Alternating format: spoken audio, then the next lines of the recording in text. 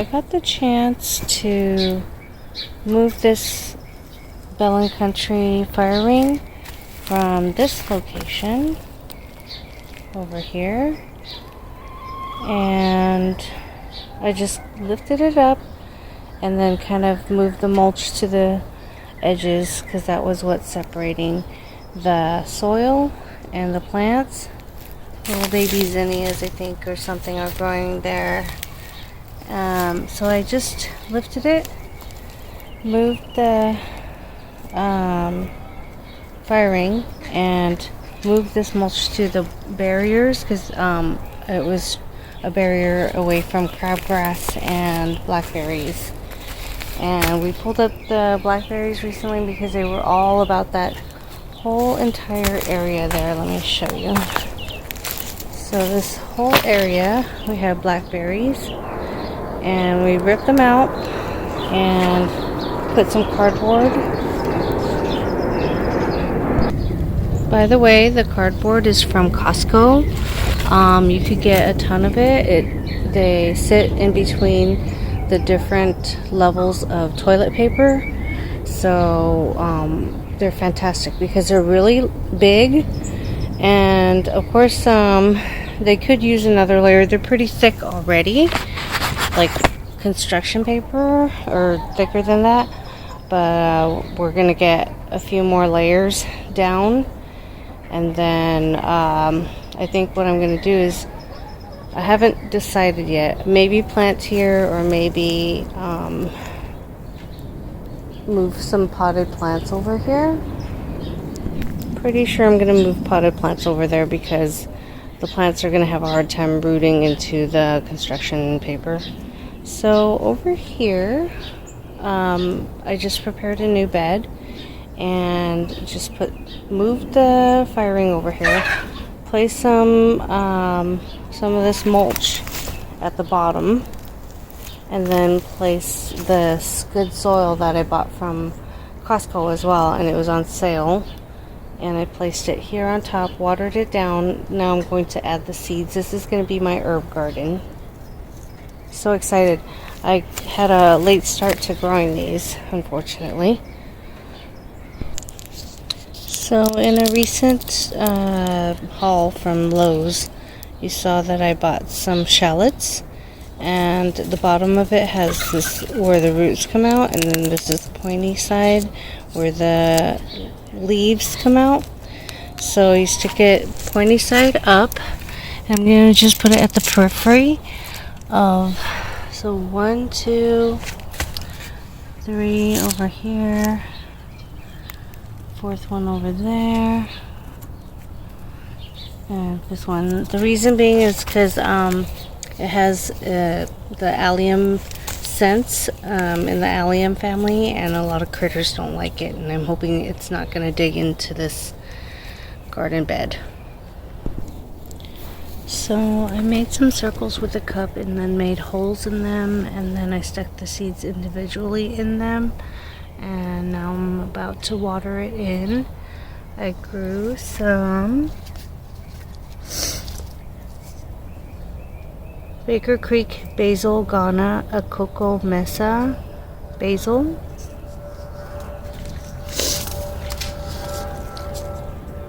lettuce leaf basil. They did fantastic last year. Good in wraps. Common thyme, Chinese sweet basil. As you know, I love basil, so there's going to be a ton of it. Persian basil, Genovese basil,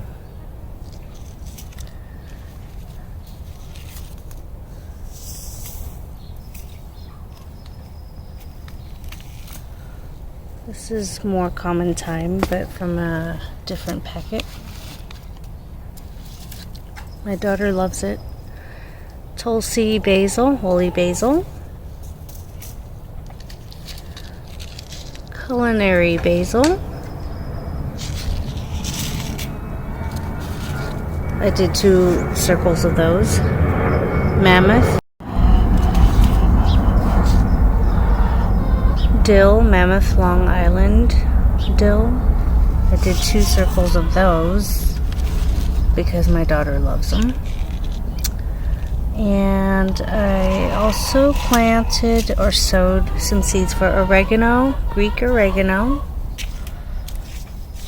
some garlic chives. I love things in the allium family as well. And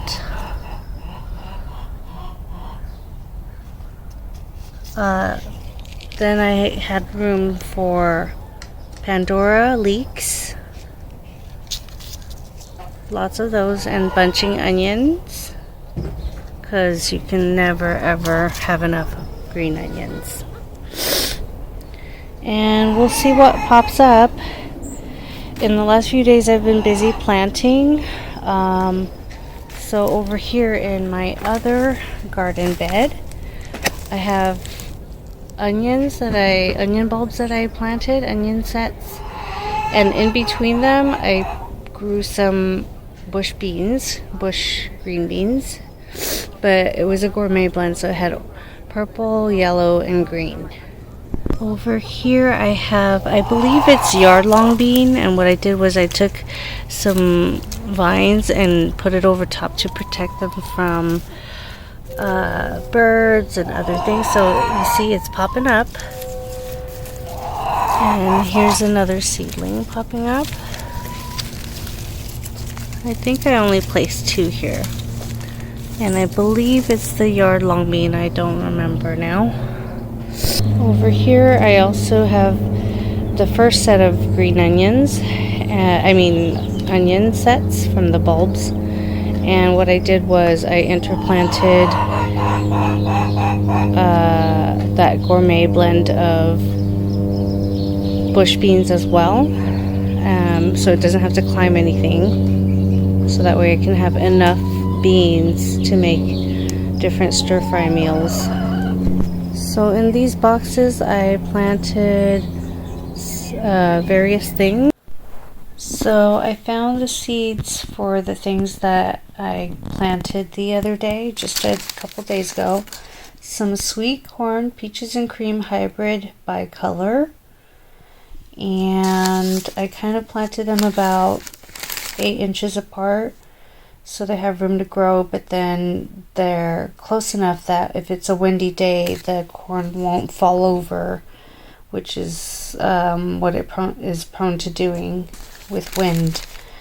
And then I got this oric spinach seed long time ago from, see it says packaged in 2010, from Garden Nerd, and we'll see if it comes up, if it sprouts, because oric is a nice summer vegetable that grows well. However, I didn't use it for the longest time, and so we'll see if it sprouts. And also the leaves are really big, so you can make wraps with oric. And then with my onions, which I think may not be good grown with, I grew these green beans amongst my onions, and I hope it won't be an issue, because I just recently, I believe, read something that they're not great companion plants, but we'll see. So it comes with yellow, purple, and green beans. It doesn't say what kind of beans, just that they're gourmet. And then I planted some Rosa Bianca eggplant in the 2 wooden garden beds. So, because I want eggplants this year. And some sweet peppers. So, what I should have done was grown the peppers with the onion sets, onion bulbs. But anyhow, you know, you win some, you lose some. We'll see what we get out of it. It'll be a test if the things grow well or not. Something's popping up right there. So while this stuff is growing, coming out, this stuff is going to seed, and I kind of pushed it to the side, and then I'll harvest the whole plant with the seeds and take the seeds out of them and Same here. It was a combination of different vegetables. I just can't remember right now. But over here, I grew some corn, and I hope that it grows nice and tall and bushy. And then, as you can see, here are the blossoms that come off of the borage, and they go down there, and that's how it reseeds itself. So, you know, FYI, but you know what? It's a great plant for pollinators. Bees love it, butterflies, insects, and it comes back year after year, and it makes lots of babies. And I plan on pulling up this one, which is a decent size. That one, maybe a couple of those, and giving them to my friends and neighbors. Those are the borage flowers, and they have 5 little petals, bluish with a white stem, and I think the seeds are right there in the center. But they're very prolific, and the leaves and the blossoms are edible. The blossoms taste like cucumber. They're very refreshing. The leaves, however, have a bit of like little tiny spikes on them, like hairs. But you know, if you cook it, it'll go away. Or if you kind of mash it a little bit while you're eating it in a salad, it shouldn't bother you. So here are the shallots. They're 5 plants, 5 bulbs for $4.98, and they're about the size of your thumb. However, they will probably divvy out. It came out to $1 a piece, which isn't my favorite price, but it's going to be wonderful because not too many people buy shallots. They usually buy onions or green onions, but not shallots, which are wonderful. They're a cross between onions and garlic. I love the flavor. The other thing I've been doing as of late is I started collecting all the dried up snap peas, snow peas, and the pods. I pulled up the vines and I collected the seeds, and I'm letting them dry. I should open these out of their pods, and let's see. I should open these out of their pods and show you what they look like. So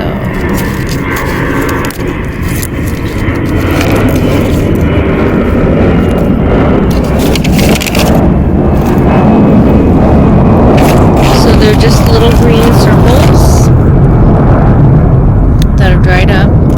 Those are the snow peas, and then these wrinkled up, wrinkly looking things are nasturtium seeds. So I've been going around collecting nasturtium seeds and collecting the snow peas and snap peas seeds because they're better. They do better in the winter.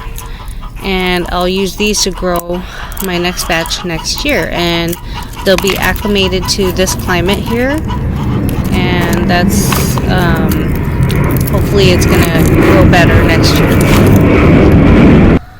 Another thing I've been up to is going around collecting the calendula deadheads, the tops, and letting them dry out, and then that way I can collect all the seeds, which are right here. These little curled up bits, these are all seeds, and I'd like a variety of plants everywhere, and I'm just gonna stick a few seeds here and there all over and make it nice and bloomy and pretty in the garden.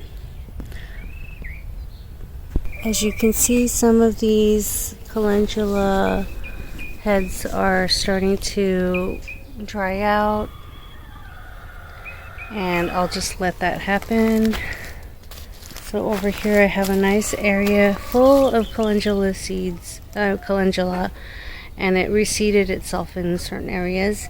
There's a little yarrow. It's a perennial, so I thought it was dying because of all those dead leaves down there, and I pulled some out, but it's a perennial, and look, it's already making a new bloom here, and it has pretty flowers that attract beneficial insects. There's more calendula there. It's gorgeous. I love the bright orange colors.